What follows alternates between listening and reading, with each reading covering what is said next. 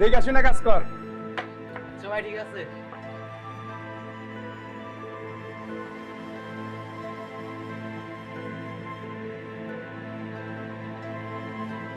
সাহেব, রাধিকা শুনে কাজ করবো নি, নামাজের সময় তো হয়ে আইলো, চলে নামাজটা বই রাস। নামাজ মানে কাজের সময় কিসের নামাজ? আর এগুলা কাজ কি তোর বাপে এসে করে দিয়ে যাবে? সাহেব মাফ করবেন, আপনি নামাজ না পড়তে পারেন, কিন্তু আমি নামাজ ছাড়বো না। আর নামাজের জন্য যেটুকু সময় ব্যয় হয় ওই জন্য আপনি আমার বেতন থেকে টাকা কেটে রাখলেন। তাইলে ঠিক আছে। আচ্ছা যা, একটু তাড়াতাড়ি আসিস।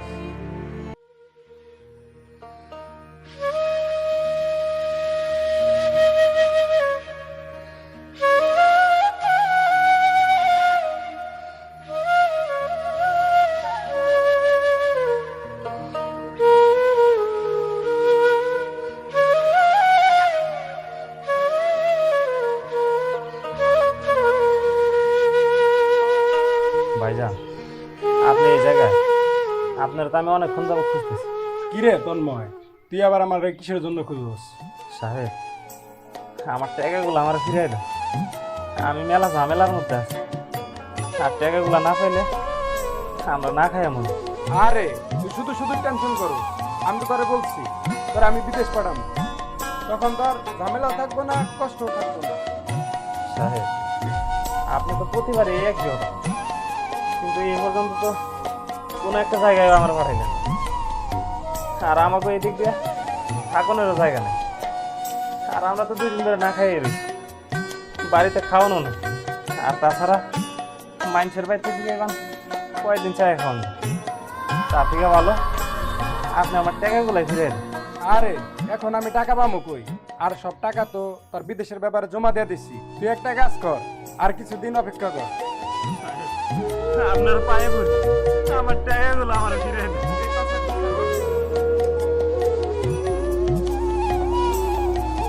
সাহেব, আমি না খেয়ে থাকলেও আমার সমস্যা নেই, কিন্তু আমার ছোট্ট ভাইটা ওই যদি না খেয়ে থাকে আমি সহ্য করবার পারবো না।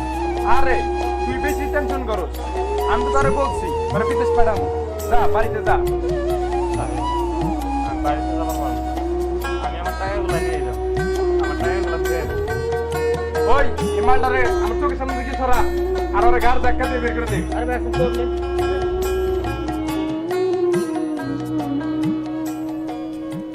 ভাইজান, আপনি আমার ক্ষমা করবেন, আপনার সাথে আমি এমনটা করতে চাই না, বাধ্য হয়ে করতে হলো, আপনি কিছু মনে করেন না। না ভাইজান, আমি কিছু মনে করি না। আর তাছাড়া আপনি তো আপনার দায়িত্বই পালন করলেন। আচ্ছা ভাইজান, সাহেব আপনার সাথে এরকম খারাপ ব্যবহার কেন করলো আমার একটু তুলে বলেন তো। আচ্ছা বলতাছি ভাইজান, শুনেন তাইলে।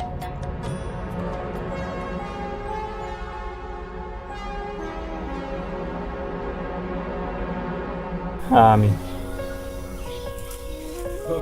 ভাইজান, আব্বা তো মারা গেল অনেক দিন হয়ে গেল, এখন সংসারও টানাটানি, আপনার তো কিছু করা উচিত। বাইরে আমি তো অনেক চেষ্টা করতেছি, দেখি আমি কিছু করতে পারি কিনা। আর এবার চাকরিটা মনে হয়ে যাবে, দেখ লোকের লগে কথা বলছি, এবার চাকরিটা হয়ে গেলে তোর আমি নতুন শার্ট প্যান্ট কিনে দেবো। কয়েকদিন পরেই তুই ভাই কোনো টেনশন করিস না। বাপের অভাব আমি তার কোনোদিনও বুঝতে দিই না।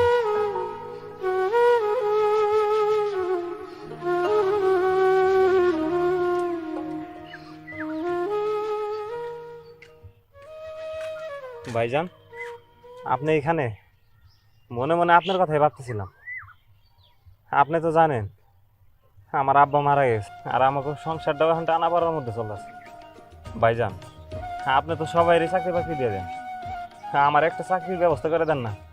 আরে ভাই, এখন চাকরি নিতে গেলে 20 লাখ টাকা লাগে, আর তোমাদের যে বাড়ি ওটা বিক্রি করলে এত টাকা হবে না। এর থেকে একটা কাজ করো, বাড়িটা বিক্রি করে আমার কাছে টাকা দাও, ওই টাকাতে তোমার আমি বিদেশ পাঠানোর ব্যবস্থা করে দিই। ভাইজান, আপনি জায়গা জমির কথা বললেন, কিন্তু ভাইজান আমি যদি জায়গা সম্পত্তি সব বিক্রি করে দিই তাহলে আমার ভাই কই থাকবে? আরে আমি আছি তো, কোনো টেনশন করো না। তাহলে ভাই আপনি আমার ছোট ভাইটারে দেখেন, আমি গেলে তো একা হয়ে যাব। আচ্ছা, কোনো সমস্যা নাই। তাইলে আপনার কথা মতো আমি জায়গা সম্পত্তি সব বিক্রি করার ব্যবস্থা করতেছি। আসি তাইলে ভাই। আচ্ছা, যাও।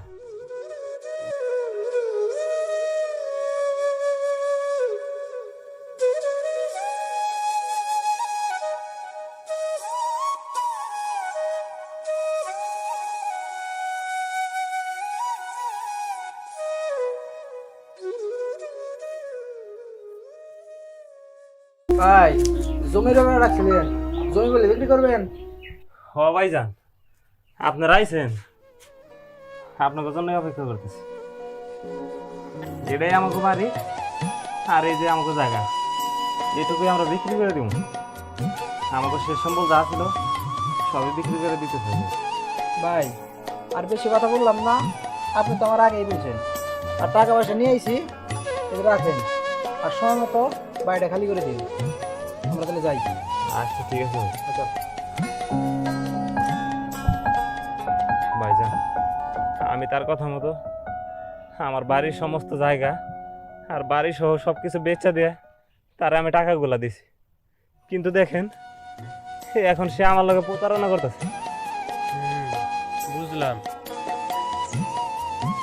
আচ্ছা ভাই, আমার কাছে এই যে অল্প কিছু টাকা আছে, এটি রাখেন আপনি। না ভাই, আমার এগুলো প্রয়োজন নেই। আরে ভাই রাখেন, আমার সামর্থ্য অনুযায়ী আপনি আমার নিজের ভাই মনে করে দিলাম, রাখেন রাখেন। ভাই আপনার আবার চলতে সমস্যা হবে। আরে না, হবো না, রাখেন আপনি। আর দেখি আমি আপনার জন্য কি করতে পারি। আচ্ছা ঠিক আছে ভাই।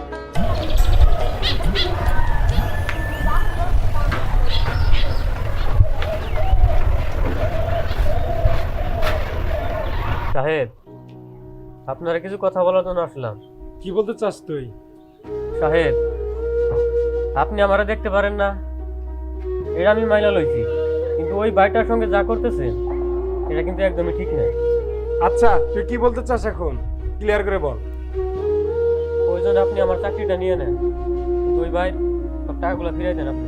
টাকা ফিরাই দেবো মানে? তুই কিন্তু একটু বেশি বলতেছ। তোর চাকরিটা কিন্তু এখন থাকবো না। যা, আমার চোখের সামনে থেকে চলে যা। সাহেব, আপনি হয়তো জানেন না ভাইটা কত কষ্টে আছে। খাওয়ার কথা তো বাতি দিলাম, থাকারও কোনো জায়গা নাই। আপনি যদি পারেন ভাইটা টাকাগুলো ফিরাই দেন, আর যদি পারেন তাহলে ভাইটার একটা কোনো কাজ দেন। আল্লাহ স্পষ্টভাবে বলে দিছেন, বান্দার হক মাইরা খাইলে আপনার আল্লাহ জীবনে মাফ করবেন।